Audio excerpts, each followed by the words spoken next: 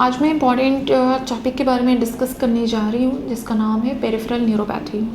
Peripheral neuropathy होता क्या है? एक्चुअली ये एक टाइप का न्यूरोलॉजिकल डिसऑर्डर है जिसमें आपको या आपके आसपास में रहने वाले लोग अक्सर ये कंप्लेन करते हैं कि हाथ पैर सुन्न पड़ रहा है, हाथ पैर में झिंझनी आ रही है या हाथ पैर काम नहीं कर रहा है। अचानक से पेशेंट हमारे पास इस अवस्था में आते हैं कि एक वीक पहले या मुश्किल से 5 से 6 दिन पहले उनको लूज़ मोशन हुआ। लूज़ मोशन होने के बाद उन्होंने कुछ मेडिकेशंस लिए लोकल डॉक्टर को कंसल्ट करके, और अचानक से उनका हाथ पैर काम करना बंद कर दिया और वो एकदम बेड रिडन हो गए। ना पैर उठ रहा है, ना हाथ उठ रहा है, कुछ नहीं हो रहा है। और बहुत सीवियर केसेस में देखा जाता है कि उनके सांस लेने की क्षमता भी घटती जाती है। तो फिर जब हम लोग प्रॉपर न्यूरोलॉजिकल एग्जामिनेशन करते हैं तो हमें पता चलता है कि अच्छा ये जीबीएस का केस है। तो फिर हम लोग उनके लिए एक बहुत कॉस्टली मेडिकेशंस आते हैं जिसको IVIG इम्यूनोग्लोबुलिन्स के नाम से जानते हैं, तो हम लोग फिर वो चलाते हैं। लेकिन जब कंडीशन बहुत एडवांस हो चुका होता है और हमारे पास पेशेंट काफ़ी लेट से आते हैं तो वैसे केसेस में जीबीएस में इम्प्रूवमेंट होने की चांसेस बहुत कम हो जाती है। पेशेंट इम्प्रूव तो करते हैं लेकिन पूरी तरह से इम्प्रूव नहीं कर पाते हैं। बहुत लेट ऑनसेट केसेस में ये भी देखा जाता है कि पेशेंट की जब सांस लेने की क्षमता में दिक्कत होती है तो हमें उन्हें वेंटिलेटर पे भी डालना पड़ सकता है, और बहुत लेट एडवांस स्टेज में पेशेंट की मृत्यु भी होने की चांसेस होती है। और मृत्यु का सबसे मोस्ट इम्पॉर्टेंट कारण ऑटोनॉमिक फेलियर या फिर रेस्पिरेटरी फेलियर ही माना जाता है। पेशेंट अपने आप से सांस नहीं ले सकता है, उसकी क्षमता घट जाती है। दूसरा उसी का ही है, अगर ये चीज़ कोई मध्यम अवस्था में रहता है, बहुत ज़्यादा सीवियरिटी का नहीं होता है लेकिन वो काफ़ी लंबे समय तक प्रोलॉन्ग करता है, मीन्स 4 से 8 वीक तक या 8 वीक से ज़्यादा, तो हम लोग फिर उनको CIDP की कैटेगरी में कैटेगराइज करते हैं। मध्यम होता है तो उसकी सीवियरिटी भी ARDP या GBS के कंपेयर में थोड़ी कम होती है।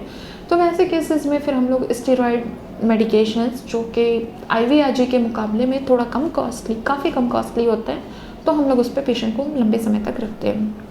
अदर कारण जो हमारे सिनेरियो में सबसे ज़्यादा देखा जाता है वो डायबिटीज़ मेलाइटस।